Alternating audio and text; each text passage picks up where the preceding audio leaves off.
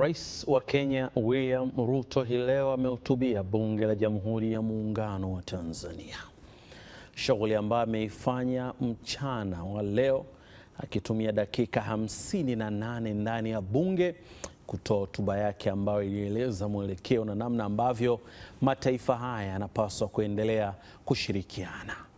Rais huyo wa Kenya amesisitiza swala la uchumi na kujenga rasilimali watu ili kuhakikisha kwamba mataifa haya yanaendelea kusaidiana, kwa sababu hakuna uadui ambao umejengeka baina ya nchi hizi mbili majirani na ndugu ambao pia ni waasisi wa Jumuiya ya Afrika Mashariki.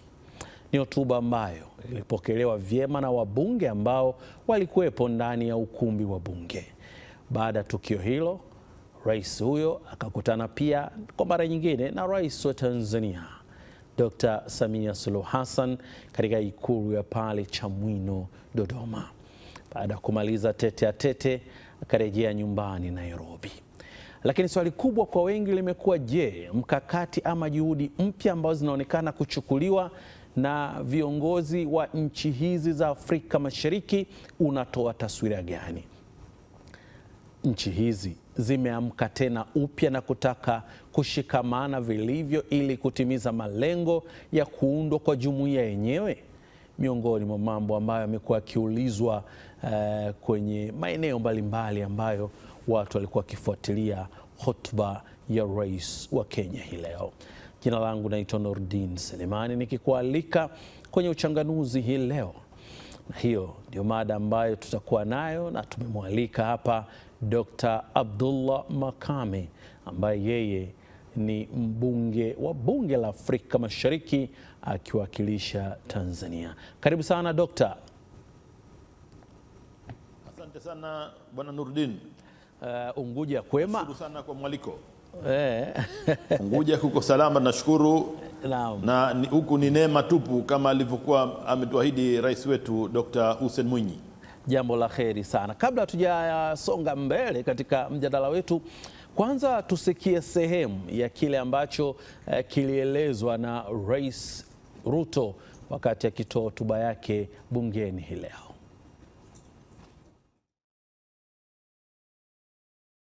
Wacha niwaeleze kidogo. Sisi ni partners wa East African Community.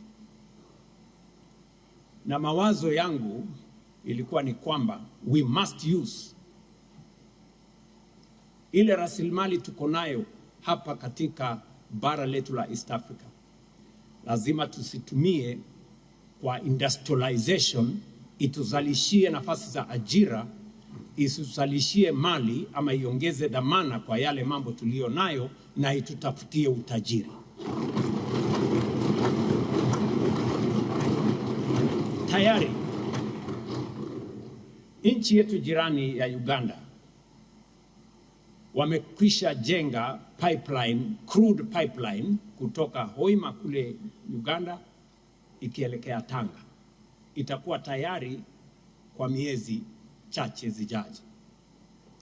Wakati niliketi na Rais Museveni, nikamuuliza mzee, mbona tuchukue mafuta yetu tuende tuifanyie refinery sijui mahali gani, alafu tufuatilie tuende tununue mafuta ama oil products kwa bei ambayo ni ghali? Mbona sisi wenyewe tusijenge refinery hapa?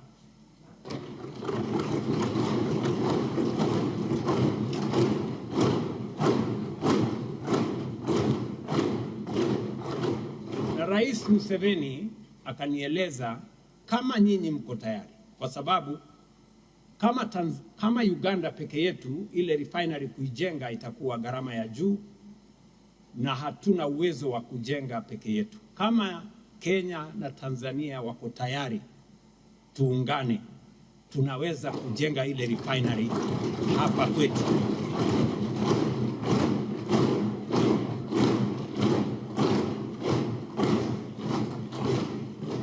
Mimi nikatumana technocrats wangu wakaenda wakakutana na Rais Museveni, tukakubaliana zile nambari, ikafanyiwa calculation, tukajua ya kwamba tukiungana nchi zetu tatu kujenga refinery hapa itakuwa ni jambo la muhimu, itatuletea ajira.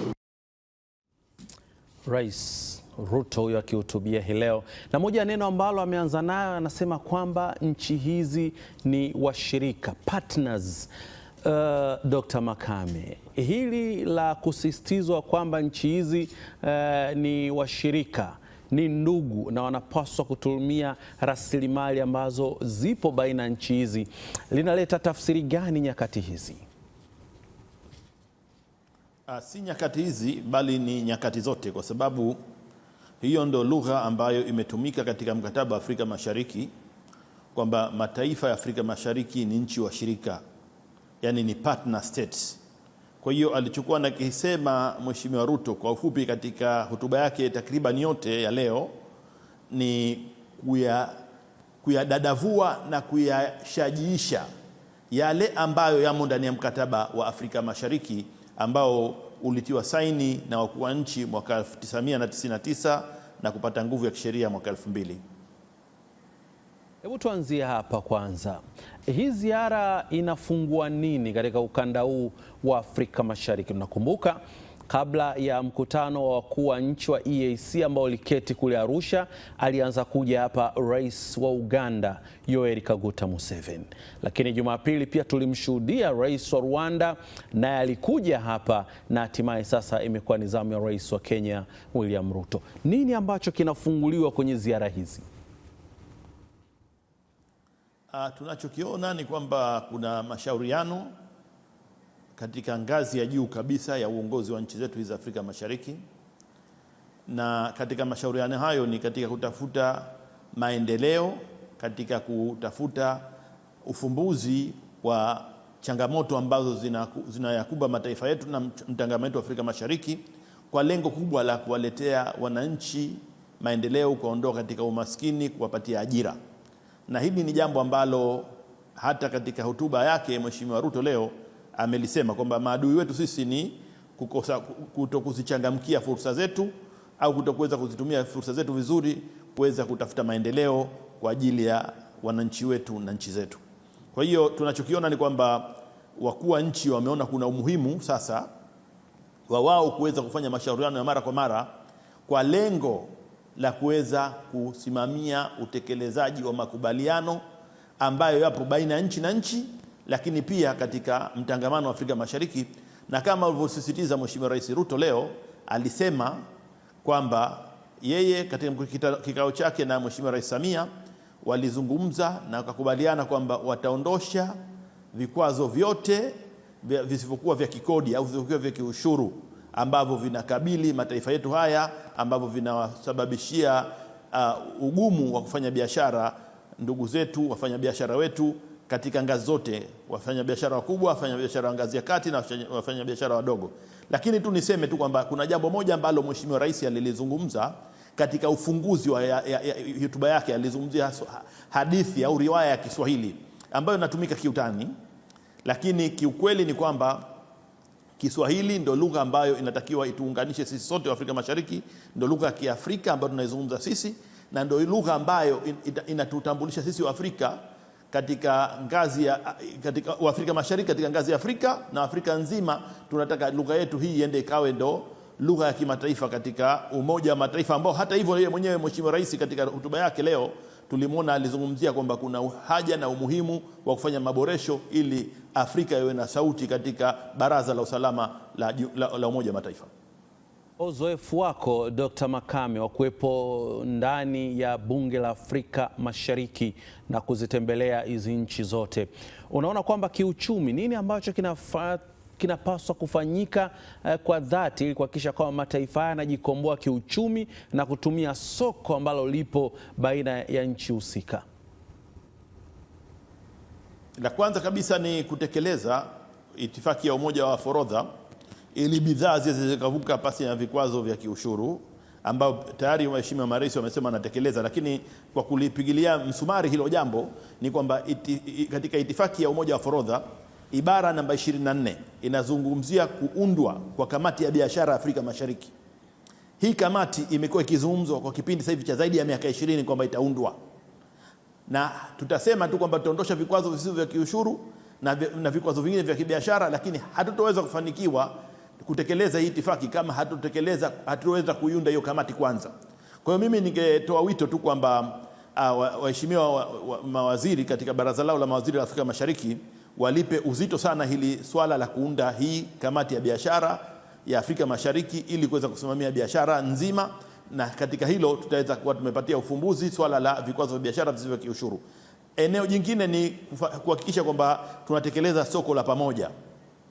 Soko la pamoja linahusisha pia kuvuka kwa watu kuweza kwenda kufanya biashara katika nchi nyingine, kuweza kutoa huduma na mambo ya namna hiyo na mitaji. Sasa katika swala hili tunahitaji kufanya marekebisho, kufanya maboresho, kufanya urazinishaji wa sheria na sera. Kwa hiyo haya ni mambo ambayo yanatakiwa yafanywe kazi. Lakini la mwisho kabisa, na sio la mwisho kwa umuhimu, ni kwamba tulikuwa tumesema kwamba hatua ya 3 ya mtangamano wa Afrika Mashariki ni kuwa na umoja wa fedha. Na nakumbuka mwaka 2018 katika bunge la Jamhuri ya Muungano wa Tanzania lilopo Dodoma, bunge la Afrika Mashariki tulifanya kikao pale na tukapitisha sheria 2 katika sheria 3 za kuunda vyombo vya kuhakikisha kwamba tunaenda katika huo umoja wa fedha. Lakini mpaka leo hivyo vyombo havijaundwa, au hizo taasisi.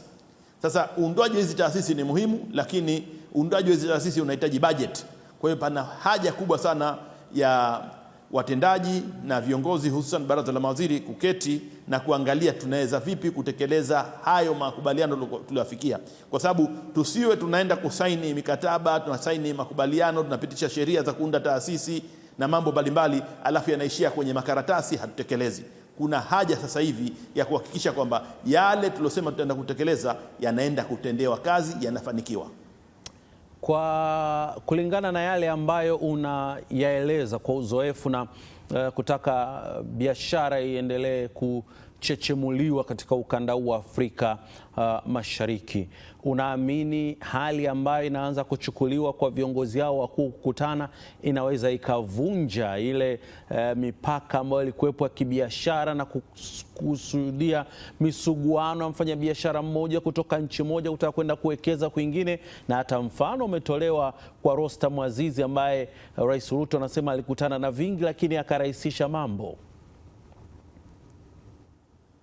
Ni kweli ikiwa wakuu wa nchi wanakutana alafu wanatoa maelekezo yao kwa wale watendaji wao husika, watataka kupata mrejesho wa yale maelekezo walioyatoa katika nchi zao. Sasa hapa ndo utekelezaji utakapopatikana. Hapatakuwa na vile visingizio ambavyo tunaviona katika jumuiya. Wakuu wa nchi wanatoa maazimio yao, wanatoa maamuzi yao na maelekezo, alafu watu wanaenda kujificha nyuma ya kivuli cha urasimu.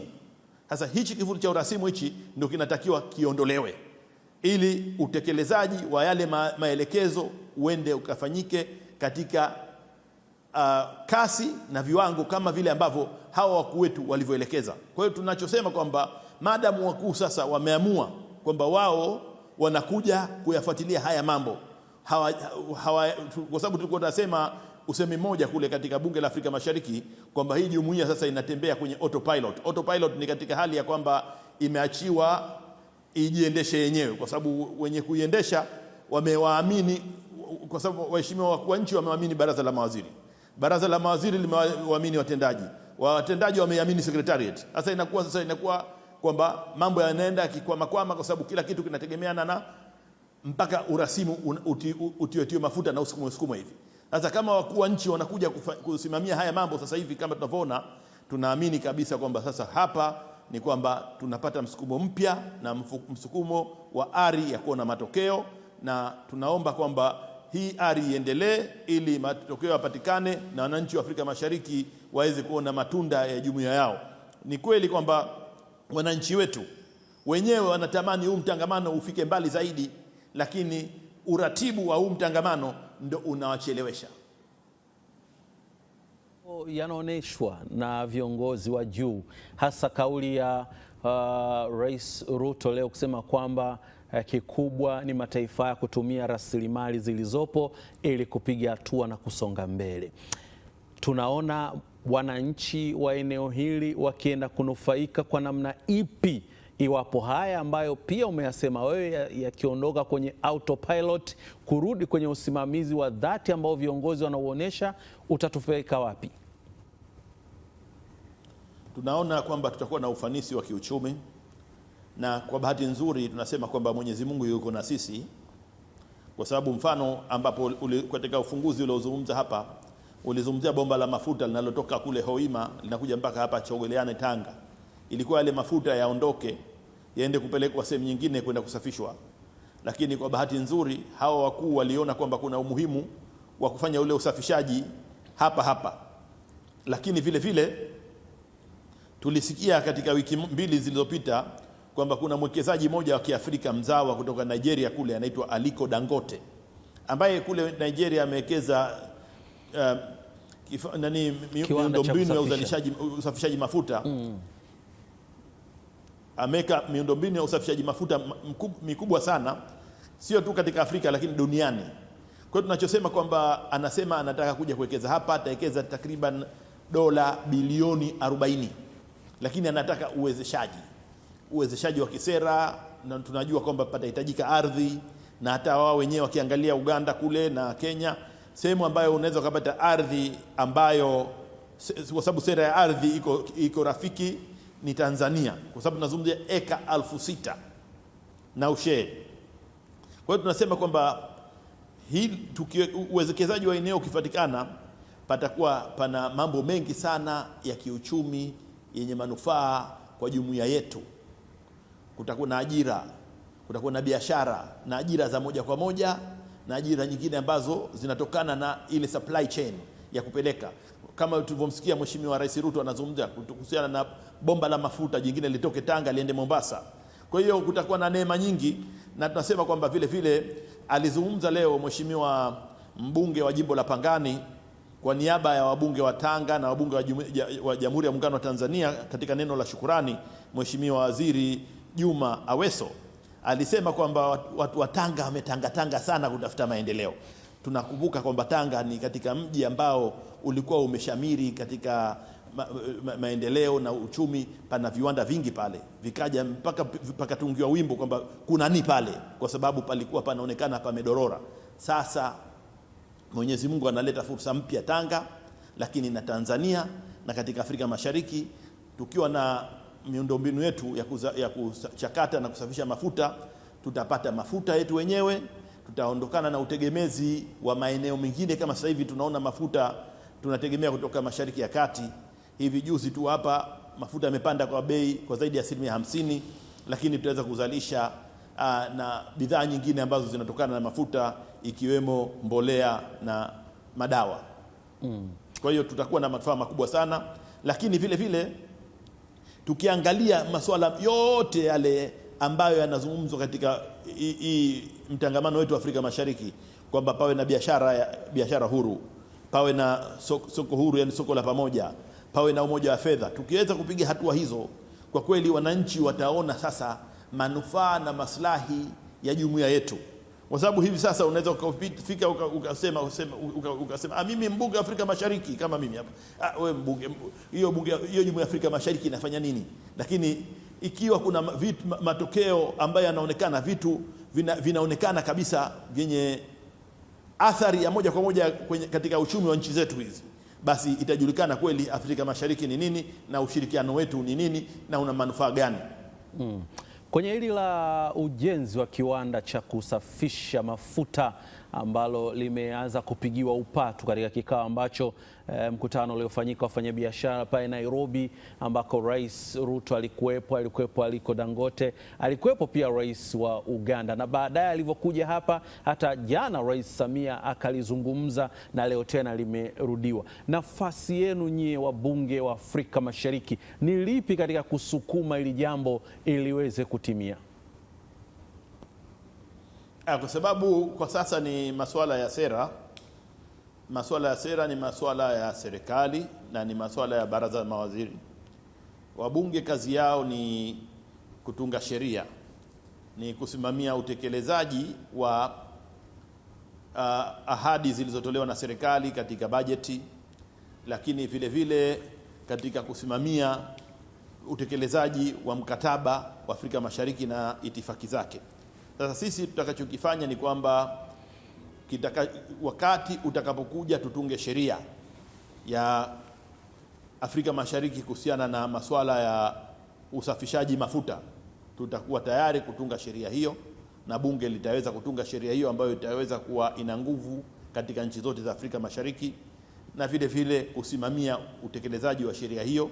Na endapo waheshimiwa mawaziri kwa maelekezo ya wakuu wa nchi wataamua kwamba wanataka kuandaa itifaki ya kusimamia usafishaji wa mafuta na tasnia hiyo, basi vile vile itakapopita hiyo itifaki, bunge la Afrika Mashariki litaweza kusimamia utekelezaji wa itifaki kama hiyo.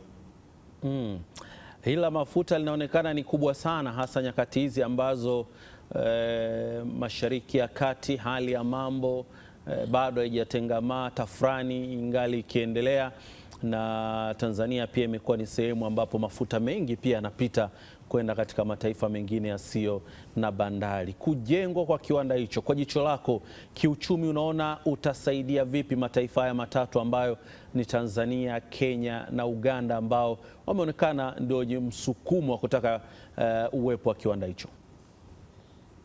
Labda niseme tu Kenya, Tanzania, Uganda watakuwa na manufaa makubwa, lakini sio Kenya, Tanzania na Uganda peke yao, lakini na mataifa yote jirani, kwa sababu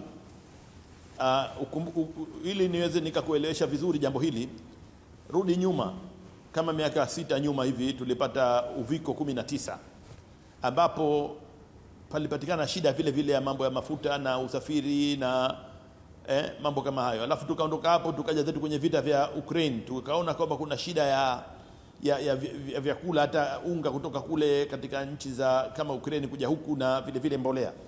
Tukasema kwamba tulitakiwa sisi tuweze kujitegemea wenyewe Afrika Mashariki, tuweze kujizalishia wenyewe, si mafuta tu, lakini hata vyakula, hata rasilimali nyingine, bidhaa nyingine za kuweza kuzalisha, tuzalishe wenyewe, madawa tuweze kuzalisha wenyewe, tujitegemee. Kwa ufupi, tutegemee nje, tuweze kufanya nao biashara, lakini pakitokea athari nje isituathiri sisi ndani, tuweze kuendelea kufanya kazi zetu.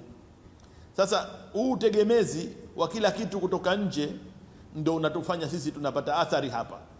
Sasa tukiweza kuwa tuna mafuta yetu wenyewe, tunauziana wenyewe mafuta ni katika malighafi nzuri sana ya kusogeza uchumi mbele. Kwa hiyo tunasema kwamba tumemsikia Mheshimiwa Rais Ruto leo amezungumzia masuala ya uwekezaji, tuukuze uwekezaji wa ndani pia, kwa sababu hata zamani hapa tulikuwa tuna kasumba, na Rais Ruto kazungumza hii hata katika kile kituo chetu cha uwekezaji Tanzania Investment Center, ilikuwa kuna mikono miwili, mkono mmoja mweupe, yani mkono wa mzungu na mkono mwingine mweusi wa Mwafrika ambao unapeana mkono hivi, kama vile sisi lazima tupokee uwekezaji kutoka kwa wazungu ndio mabwana anakuja kuwekeza, wakati wa Afrika bado pia sisi wenyewe tunaweza tukawa tuna pesa zetu na tukawekeza wenyewe uwekezaji wa ndani. Kwa nasema kwamba na uwekezaji tuuboreshe ili tuweze kuwa na viwanda. Amezungumza mambo hayo Mheshimiwa Ruto, na katika hilo pia yamezungumzwa masuala ya uzalishaji umeme, na katika umeme kuweza kusambaza nishati ya umeme. Hayo yote yanaangalia sekta za uzalishaji. Na sekta za uzalishaji ndio kwenye maeneo ya kukuza uchumi. Kwa hiyo tunachosema kwamba sisi Afrika Mashariki tunatakiwa tukuze sekta zetu za uzalishaji. Na hii kupatikana hichi kiwanda au hii miundombinu ya kusafisha mafuta ni mojawapo katika mambo muhimu sana wezeshi katika sisi kuwa na uwekezaji endelevu katika sekta za uzalishaji. Na tutakapokuwa tunaweza kuzalisha wenyewe, basi tutaweza kweli kufikia ndoto yetu ile ya kujitegemea na vile vile kuweza kupeleka mazao yetu kuyauza nje ya Afrika Mashariki. Dr. Abdullah Makame, mimi nikushukuru sana kwa kujiunga nami hii leo kwenye Uchanganuzi. Na mimi nakushukuru sana Sheikh Nuruddin, asante sana. Shukrani sana. Ni faraja kwetu kuwa nawe pia. Amin. Naam, ni mbunge wa Afrika Mashariki huyo kutoka Tanzania, Dr. Abdullah Makame, tukizungumza naye akiwa pale Unguja, na tulikuwa tukigusa hotuba ambayo imetolewa na Rais wa Kenya William Ruto ambaye alitoa bungeni hii leo. Imekuwa ni moja hotuba ambayo imeacha msisimko na mjadala mkubwa kulingana na yale ambayo ameeleza. Nukta hiyo natufikisha tamati ya uchanganuzi kwa siku ya leo. Jina langu naitwa Nurdin Selemani, kutakia tutazamaji mwema vipindi vinavyoendelea, panapo majaliwa yake Allah. Tukutane tena kesho. Usiku mwema.